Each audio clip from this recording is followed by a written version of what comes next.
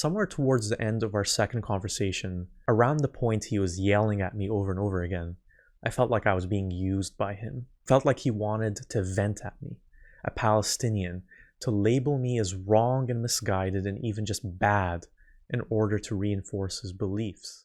Hey everyone, I'm Secular Spirit, and I'm sharing my thoughts with you here 1 year after Hamas's October 7 attack on Israel. I'm Palestinian, but I didn't start this channel to talk about Israel and Palestine. However, I've seen more than 1,000 Israelis die, including at least 38 children, and I've also witnessed Israel's typical disproportionate retaliation cause the deaths of over 40,000 Palestinians, including thousands of children. I've seen all sorts of people speak out since October 7. Israelis who claim those Palestinian deaths are unfortunate but Hamas's fault, while also dismissing those numbers of deaths as an exaggerated lie. I've heard from Muslims and Palestinians who hate Israel and want to see it destroyed. From ex-Muslims who believe that Israel is justified in whatever it does because Palestinians are solely motivated by blind anti-Semitic hatred. And I've also heard from all sorts of people who aren't Palestinian or Israeli, who aren't Muslim or Jewish, who have weighed in almost as if this whole situation started on October 7, with Palestinians as the primary instigators, and that if only Hamas would release the Israeli hostages it abducted, well then the only obstacle to a pathway to peace would be removed. I've listened to hostile debates like the one that included Destiny and Norman Finkelstein, and inevitably, those debates hit a dead end when both sides refuse to listen to each other, when even basic facts can't be agreed upon. And more often than not, viewers leave those debates believing the exact same thing they did going in. And now, as I record this video, Israel is in the midst of invading Lebanon again. And as I record this video, Hezbollah and Iran are retaliating against Israel again. And so the cycle of attack and retaliation continues. It got me thinking, what is behind this perpetual cycle, and what will it take to end it? That question got me thinking about an incident someone told me about the other day. They were in a university history class about colonization, and in a recent lecture, the professor brought up Israel and Palestine. Not by asking for the students' opinions on the matter, but by asking how they ought to approach talking about it in a more productive way. So some students argued that a more rational and detached perspective is necessary to avoid the heated emotions, particularly anger, that are ignited by the subject of Israel and Palestine. A Turkish student spoke up. She'd recently moved to Canada, and she explained that she had personally witnessed the suffering of Gaza refugees who had fled to her country. Because of this, she felt that she understood the reality of the situation in a way the rest of the class simply couldn't. She proceeded to take over the entire discussion, admitting that seeing the human consequences firsthand made it impossible for her to separate her emotions from any kind of logical argument. And she felt that being asked to do so was dismissive of the real suffering Palestinians are experiencing at the hands of Israelis. By that point, of course, the original focus of the discussion, which was to talk about Gaza in a more productive way, had been completely derailed. This brings us to a fundamental point: unchecked emotionality. And by unchecked emotionality, I mean emotions expressed without control, overshadowing reason and self-awareness and making rational decision-making difficult, if not impossible. This emotionality is natural, it's only human. But it's also what makes the Israel-Palestine situation so intractable. On the Palestinian side, especially those who have lost loved ones, many are consumed by anger and hate. When they think about Israel's existence, they see a monolithic, colonizing oppressor that indiscriminately harms civilians, a monstrous force that must be resisted. I've heard some Palestinians use shocking, dehumanizing language to describe Israelis and anti-Semitic language about Jewish people in general, calling them greedy thieves and servants of the devil who deserve the Holocaust, women and children included. Their hatred extends not just to Israelis, but also to Western nations like the US that support Israel. We can judge those Palestinians for their hate and dehumanizing views, and I have judged them for those things myself. But at the same time, I also want you to remember their humanity, that in the end of the day, they're human beings just like us. Imagine living in an apartheid state. And yes, Israel is an apartheid state built on war and colonization, where your entire life is defined by military raids, checkpoints, and many other restrictions on your movement, and in Gaza, a constant lack of basic necessities like medicine and electricity long before October 7. Whether or not you think Israel's actions are justified, imagine losing a loved one because of Israel's bombing, and more than 60% of Gazans have lost relatives since October 7. Many Palestinians feel suffocated, and every time they see bombs dropping on Gaza or Lebanon, every time a relative is imprisoned indefinitely or killed, it adds to their sense of hopelessness. And then there are the millions of Palestinians scattered around the world who are barred by Israel from having the right to return to their homeland. Put yourself in their shoes. Given all this, could you view your oppressors rationally when your whole world is characterized by violence, loss, and lack of freedom? It's a tough ask. And it isn't just adults who feel this way. Kids are seeing their families torn apart, and they're internalizing this hatred, generation after generation after generation. Some turn to violence against Israel, many more celebrate the deaths of Israelis, men, women, and children, as glorious and righteous actions. Once again, I'm not justifying anger and hate here, but I'm asking for your understanding of where it comes from. On the Israeli side, the unchecked emotionality is similarly intense. Many Israelis fear and hate Palestinians as a monolithic existential threat in their midst, bent on inflicting a genocide on them, as naive people who have been misled and indoctrinated by groups like Hamas and Hezbollah. As a former Israeli UN ambassador put it, horrible, inhuman animals. You know, I'm very puzzled by the constant concern which the world and also Britain, I must say, Mark, is showing for the Palestinian people, and is actually showing for these horrible, inhuman animals who have done the worst atrocities. Whereas the Israeli defense minister described the October 7 perpetrators, human animals. אנחנו מטילים מצור מוחלט על העיר עזה. אין חשמל, אין מזון, אין מים, אין דלק.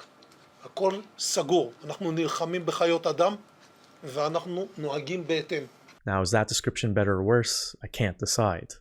But anyways, they view them as animals who eagerly commit acts of terror like suicide bombings, who willingly and callously use their own families, their own children as human shields, who revel in attacks on civilians like the Hamas assault on the Nova Music Festival on October 7.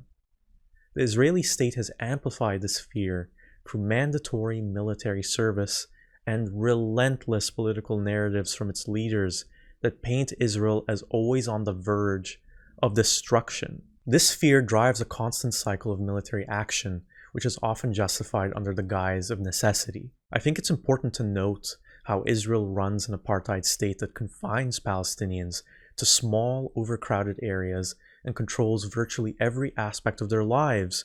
And yet, many Israelis portray themselves as victims, the victims of terror, in the middle of a hostile region that wants to annihilate them.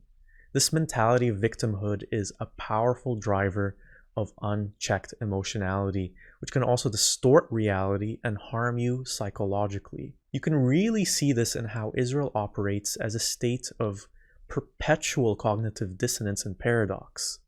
It's a secular country, yet built on the Jewish religion and scripture that decrees the land of Israel as theirs through the will of God.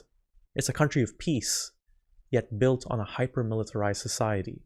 It's a country where its leaders will boast of their military might at one moment and voice fears of their immense vulnerability the next. I've experienced many examples of these paradoxes from Israelis in the past year. One recent example is the phrase de-escalation through escalation, which was used by Barak Ravid an Israeli journalist during an interview with CNN while explaining Israel's current military operations in Lebanon. The idea is that overwhelming force will suppress further conflict, leading to a more stable situation. Well, think about that logic for a moment. How can you achieve long-term peace by intensifying violence and not addressing the root causes of the problems? Right there is where you can see that the entire ongoing approach of Israel and how it runs its current system of control over Palestinians and the entire region is doomed to make things worse and perhaps fail. Even Jon Stewart, who is Jewish, points out the inherent contradiction during one of his segments on The Daily Show. Speaking of George Orwell, here's a quote from him that is quite fitting for a phrase like de-escalation through escalation, whatever that means. Political language is designed to make lies sound truthful and murder respectable, and to give an appearance of solidity to pure wind. Escalation obviously and inevitably leads to more casualties, more destruction, and ultimately more hatred. But within the cognitive dissonance that infests the Israeli state, the opposite can be expressed. Escalation can lead to peace? My next big question is, how many Israeli individuals have that cognitive dissonance too? Several months ago, I connected online with an Israeli individual, an academic at a university who's around my age. He reached out to me after watching a video I posted on my channel about Hamas last year, soon after the October 7 attack. In that video, I questioned the simplistic and inaccurate notion that anti-Semitic Islamic extremism is the primary reason many Palestinians hate Israel and why many Palestinians resist against Israel. I also examined the underlying reasons behind Hamas's actions, not to justify them, but to understand the conditions that fostered their rise.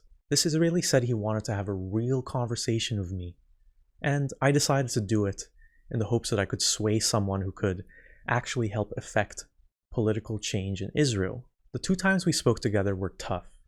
He kept repeating that Israel had no choice but to do what it was doing in Gaza, almost confused by why there was so much criticism directed towards his country. When I insisted that Israel's leaders did have other choices besides killing tens of thousands of civilians and destroying much of Gaza, he asked something that has been such a common refrain from Israel supporters whenever Israel's actions are criticized. So what's your solution then? I said that Israel was tackling the surface issues of which Hamas is a symptom. If Israel's goal was to eradicate Hamas, then their current approach would just never work. Hamas is a desperate response to worsening conditions. Killing the leaders of Hamas would only lead to another similar group emerging. Because what drives Palestinians towards groups like Hamas is despair, the belief that they have no other options. The more desperate people become, the more they turn to radical measures like those of Hamas. I added that deep down, the core problem was the system where Israel has been trying to control and suffocate Palestinians for decades. That for things to improve, that system had to change. I also emphasized that Israel was in control of the power dynamic. They were the ones who had the vastly superior military power and the staunch financial and political backing of a powerful ally like the US. And this gave them the key ability to change the status quo. When I suggested allowing Palestinians to have their own state based on pre-1967 borders with international peacekeeping to maintain order, he listened but didn't sound convinced. In a subsequent conversation, we touched upon some of the same themes, and he asked once again for my alternatives to Israel's course of reaction. I repeated much what I had said the previous time, that the system had to change. But when I suggested as one possible avenue a one-state solution with equal rights for Palestinians, he was outraged. He yelled at me, accusing me of advocating for genocide. Because in his view, all Palestinians, the monolithic threat he had in his mind, want to annihilate Israel, and so if they became citizens with equal rights, they would destroy Israel from within. I almost couldn't believe he saw things that cut and dry.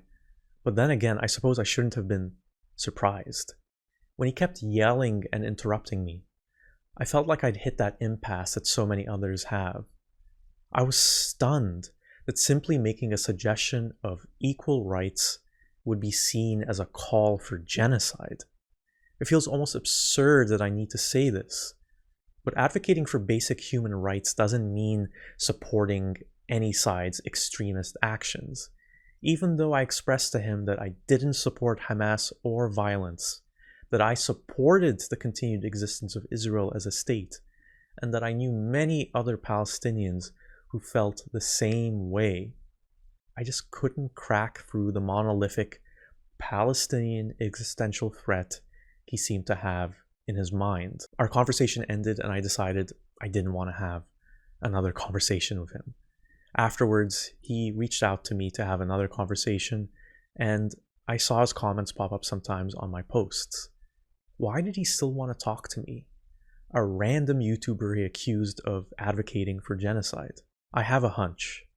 In Steven Spielberg's 2005 movie Munich, I got a valuable lesson from Spielberg's perspective on the Israeli mindset. In the movie, we see how an Israeli agent, Avner, tasked with avenging the 1972 Munich massacre of 11 Israeli athletes perpetrated by Palestinian militants, grapples and wrestles with his mission. He's trying to do what he believes is right for his country, but he's also increasingly aware of the toll it takes on his morality and his humanity. It's this constant internal struggle between feeling justified in defending one's people and that grappling with the realization that the actions taken might be morally wrong. Do the ends justify the means? At the end of the movie, the disillusioned Avner, now living in the US, refuses to return to Israel to keep participating in those means of violence and is shunned for it. Did we accomplish anything at all? Every man we killed has been replaced by worse. Why cut my fingernails? They'll grow back. Did we kill to replace the terrorist leadership or the Palestinian leadership? You tell me what we've done. You killed them for the sake of a country you now choose to abandon. The country your mother and father built, that you were born into. You killed them for Munich, for the future, for peace. There's no peace at the end of this, no matter what you believe. You know this is true. Here's what I know. Your father is sick, your mother will be alone. You're a Sabra, your wife and daughter are Sabras. What I came to say is this. Come home.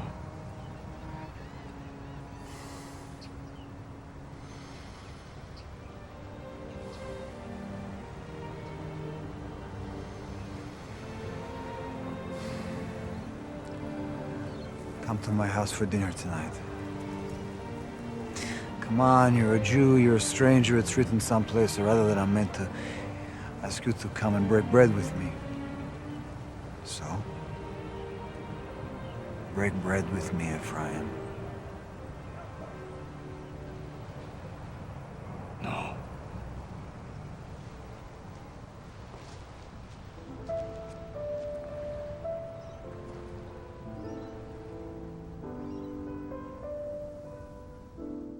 I wonder how much of Avner's internal struggle exists within this Israeli who reached out to me. On the one hand, with his persistence in engaging with me, with his messages about how he was open to learning and being wrong, there might be a nagging part of him that knows that something isn't quite right, that the actions being taken by his government are exacerbating the suffering of millions. Maybe that's why he reached out to me, why he wanted to have these conversations. On the other hand, he clearly wanted to justify what Israel was doing, perhaps to reassure himself that it was all necessary and right. Somewhere towards the end of our second conversation, around the point he was yelling at me over and over again, I felt like I was being used by him. Felt like he wanted to vent at me, a Palestinian, to label me as wrong and misguided and even just bad in order to reinforce his beliefs. It's sad because that mentality, the need to be validated, to feel justified at all costs, prevents any real progress. And it's precisely that mentality that's rooted in unchecked emotionality. The fear of being vulnerable, of losing control, is what perpetuates this conflict. By the way, if you remember my anecdote from the beginning of this video, I realized there was a parallel between the Turkish student who became very emotional about Gaza and this Israeli. Both are in the academic world, a world that's supposed to be grounded in learning, empathy, rationality. And yet, on the sensitive and personal issue, this crucial issue, both these individuals were unable to step back and detach from their emotions to see how those emotions might be limiting them. So what will end the cycle I spoke of earlier, the cycle of attack and counterattack, where Israel tries to maintain its vice grip? I've talked already about how the system of control needs to change, but will also require political leaders in Israel and Palestine and average Israelis and Palestinians to realize the harms of their unchecked emotionality and reduce it. Both sides are players in this, but once again, I have to emphasize it is Israel that is in control, that holds all the keys to changing the system. This is important because things can only change when Israelis are honest about the apartheid state they live in the present and the past reality that they colonized the land populated by Arabs and took over it through war. I've come across this argument that Israelis gave Palestinians self-determination in the West Bank, that when Israel withdrew from the Gaza Strip in 2005, Palestinians there were independent, and then they went ahead and blew it when they voted in Hamas. Once again, this is Orwellian distortion of reality. When Israel controls the population registry and ID system for Palestinians and uses those powers to dictate where they can live and travel, where is the self-determination? Where is the independence? When Israel's military and settlements are embedded in vast chunks of the West Bank, crisscrossing it with barriers, checkpoints, walls, who is really in charge? When Gaza's borders, its airspace and sea access are restricted and policed, where's the freedom? But the cognitive dissonance will get to work again, acknowledging some or even maybe all of these realities, but saying they're for security.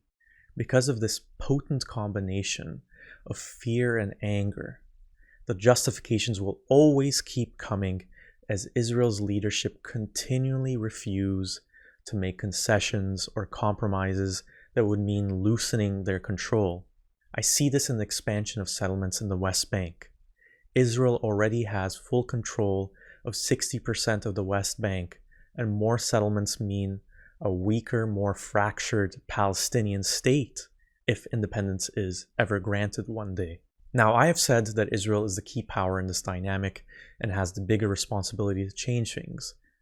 But the global community also has a responsibility, especially countries like the US and Canada, the country I live in and am a citizen of, that condemn Hamas's crimes against humanity while simultaneously condoning or ignoring Israel's crimes against humanity, as well as its flagrant disregard for international law and United Nations resolutions. Those countries' much repeated rationalization that Israel has a right to defend itself cannot be used as a blanket justification for any act of violence or violation of law that Israel chooses to commit. Palestinians also have a responsibility.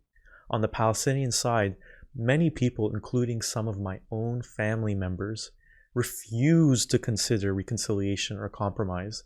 They want Israelis gone. But in reality, that means advocating for a destructive war that would leave the entire region in ruins. Even if Palestinians were to succeed in shifting the power dynamic to be able to expel Israelis, that would involve displacing millions of people, many of whom were born there and have lived there their whole lives.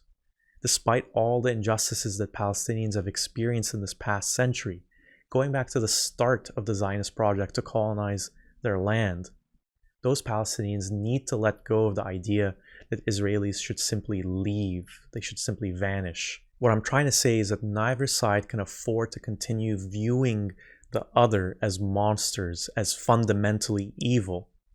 This is the problem. Unchecked emotionality makes it nearly impossible for both sides to see the humanity in one another. Soldiers, militants, and political leaders like Benjamin Netanyahu, they're all human, capable of both atrocities and compassion, driven by fear and the belief that their actions are justified. This is an old cliche, but it's a true one. This is a case of two peoples, one land. Both need to find a way to coexist because Neither side is going anywhere. The sacrifices and compromises required will be painful, but the current status quo is untenable. While I can see why many Israelis feel justified in perpetuating the status quo, it's only going to lead to more suffering on both sides. If we can find a small space for empathy amidst all the fear and all the unchecked emotionality, maybe there's hope for a different future. It's important to hold on to that different future, as much as things look increasingly bleak right now as the violence expands to Lebanon. The change needs to start from those in power, those who hold the military might, the political influence, and the ability to shape the future. But it also starts from ordinary people refusing to dehumanize each other. I'm leaning towards debating all the issues I've brought up in this video with a supporter of Israel, perhaps on my channel or some other forum. And maybe one day I'll decide to have another conversation with that Israeli individual. Not because I think I'll change his mind, but because dialogue is really one of the few tools we have left. And maybe, just maybe, because a part of him wonders why a growing number of people around the world are criticizing Israel.